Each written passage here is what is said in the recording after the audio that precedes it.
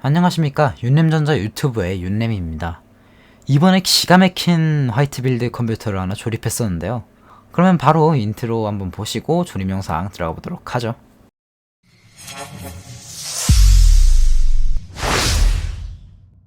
메인보드는 기가바이트의 B50M 어루스 엘리트 제품을 사용했습니다. 앞서 기가 막힌 화이트 빌드라고 말씀드리긴 했지만 아쉽게도 보드와 글카는 화이트 모델을 사용하지 못했습니다. 보드는 예산대 맞추느라 그리고 글카는 물량이 없어서 사용을 못했고요. 그래도 충분히 이쁜 화이트 빌드가 탄생했으니까 기대해주시면 좋을 것 같습니다. 램은 OCPC의 X3TREME 화이트 제품을 이용했습니다. 이름 참 어렵네요. 3600 클럭에 18 타이밍 그리고 8기가 2개에서 총 16기가의 램입니다. 최근 일반 램의 가격이 상당히 올라서 튜닝 램의 메리트가 확 올랐죠? 다음은 CPU 차례입니다.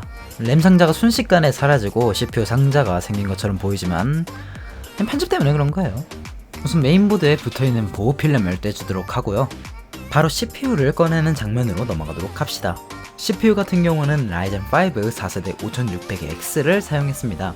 출시 당시에 비슷한 가격의 i7 1700을 그냥 발라버리는 모습을 보여주며 혁신 소리를 들어왔지만 지금은 1700보다 비싼 가격으로 예전만큼의 명성을 보여주지는 못하는 CPU죠. 그럼에도 i9 1900K보다 높은 성능을 보여주는 벤치도 있을 정도로 충분히 좋은 CPU입니다. SSD는 마이크론의 P5 NVMe SSD 제품을 이용했습니다. 괜찮은 성능과 가격, 5년이라는 보증기간으로 무장한 굉장히 가성비 좋은 제품이죠.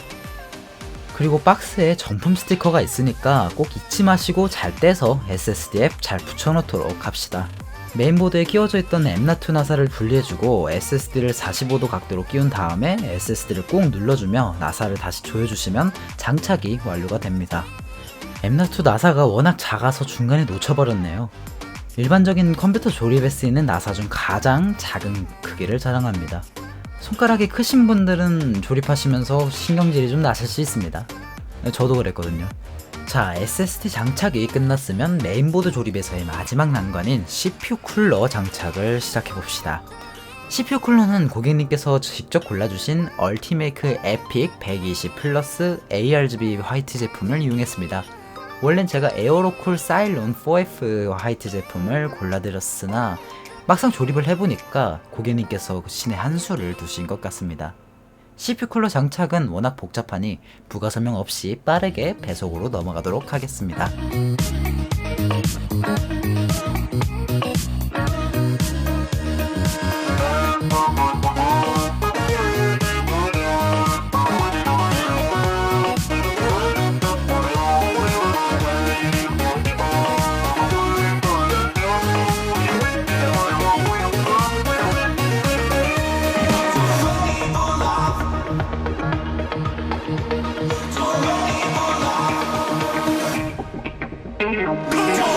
이제 케이스 차례입니다. 케이스는 다크플래시의 DLX21 화이트 제품을 이용했고요. 빠르게 강화 유리를 제거하고 뒷판까지 제거하는 장면으로 넘어왔습니다. 편한 선 정리를 위해 뒷판 선대를 전부 풀어주고 분별을 해주고 있습니다. DLX21 케이스 같은 경우는 나사 박스가 하드베이에 고정되어 있습니다. 하드가 포함되어 있는 견적은 아니니까 하드베이는 제자리에 잘 넣어주고요. 상자를 꺼내보시면 그 안에 여러 조립 부속품들이 들어있는 비닐을 발견하실 수가 있습니다. 이젠 케이스에 파워를 장착해줄 시간입니다. 이제부터 본격적인 조립이 시작되는 거죠. 파워는 마이크로닉스의 클래식2 700W 화이트 제품을 이용했습니다. 보급형 라인업 중에서는 제가 알기로 유일하게 케이블까지 화이트인 제품인 것으로 알고 있습니다. 이번 빌드의 가장 핵심인 부분이기도 하죠. 민트색과 화이트색이 잘 어울려져 있는 굉장히 이쁜 파워 제품입니다. 그리고 이 부분 특히 그래픽카드에서 많이들 놓치시는 건데 보호필름 붙어져 있는데 눈치 못 채고 그냥 장착하시는 분들 많으실 겁니다. 물론 굳이 뗄 필요는 없지만 필름이 오래돼 갖고 떨어지면 그게 또 문제가 될 수 있으니까 되도록이면 미리 떼시는 게 좋을 것 같습니다. 파워 나사는 그래픽카드와 동일하게 머리가 가장 큰 나사를 사용합니다. 가끔 파워와 파워 위 케이블 구멍의 사이가 좁아 나사를 다시 풀어야 하는 경우도 있으니까 너무 꽉 조이지 않는 걸 추천합니다. 나사를 다 조이셨으면 꼬여있던 케이블을 잘 펴서 이쁘게 만들도록 합시다. 다음으로 보여드릴 제품은 바로 다크플래시 C6S RGB 싱크 5V 케이블입니다. 다크플래시의 기본 시스템 펜은 C6M펜과 C6S펜 중에서 C6M을 제외하고 C6S만으로 구성할 때 사용할 수 있는 튜닝 제품인데요. 이 제품을 사용하시면 버튼으로 조작되던 RGB LED가 소프트웨어로 조작이 가능해집니다. 이 제품을 사용하시기 위해선 기본 장착되어 있던 C6M펜 하나를 C6S펜으로 교체해야 해서 C6S펜 하나를 따로 견적서에 넣어드렸습니다. 보통의 다크플래시 케이스 시리즈는 C6M펜을 후면펜에 구성해두니 참고하시고 정확한 건 구매 페이지에서 찾아보시면 되겠습니다. 케이스펜을 교체하는 부분은 그냥 빠르게 배속으로 넘어가 보도록 합시다.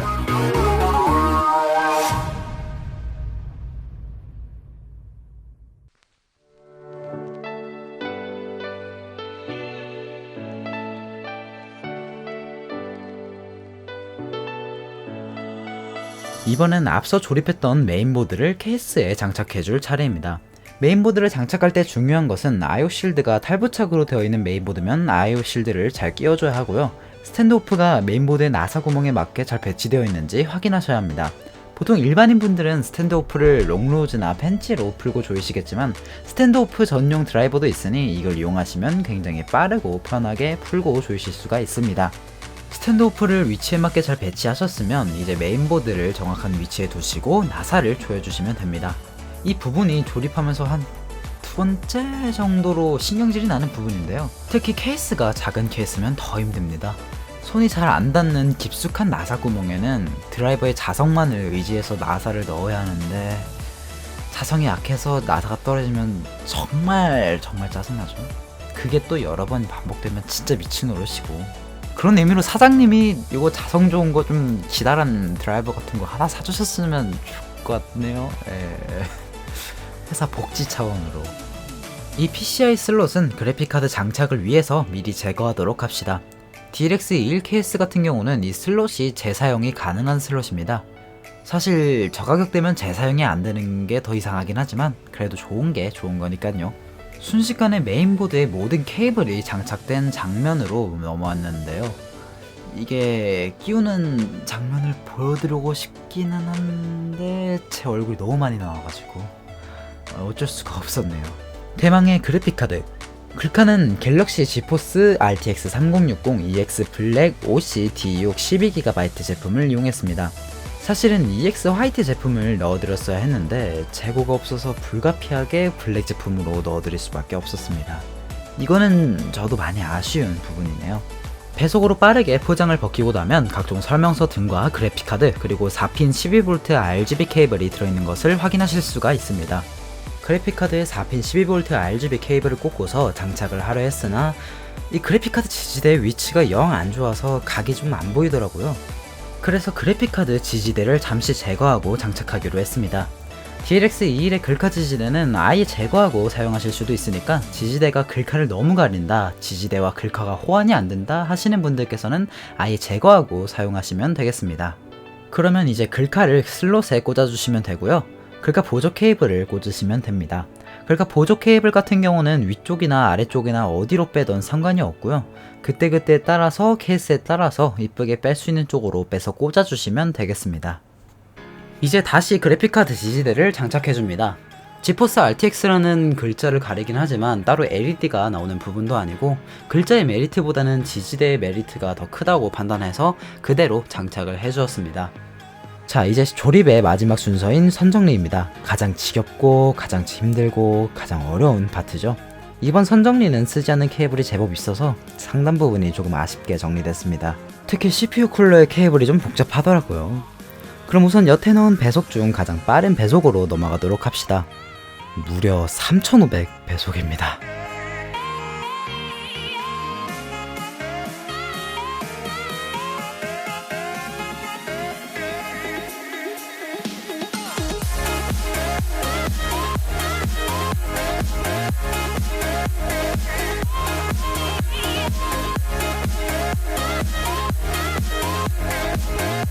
자, 이렇게 선정리를 마무리로 조립이 완료가 돼서 컴퓨터를 켜보았습니다.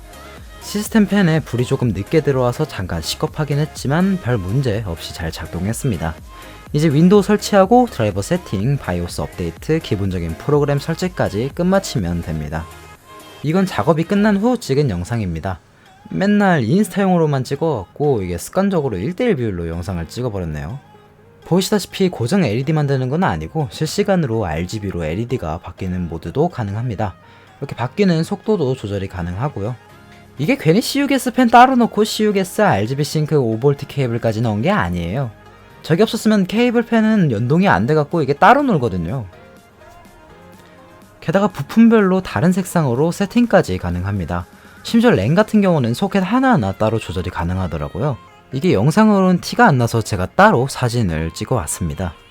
무지개 색깔로 굉장히 이쁘죠? 자, 이렇게 완성 모습까지 구경이 끝났으니 영상도 끝낼 차례네요. 컴퓨터 견적 문의나 구매 문의는 제 채널 정보에 있는 카카오톡 링크로 문의 주시면 됩니다. 이번 영상 봐주셔서 정말 감사드립니다. 윤램전자의 윤램이었습니다.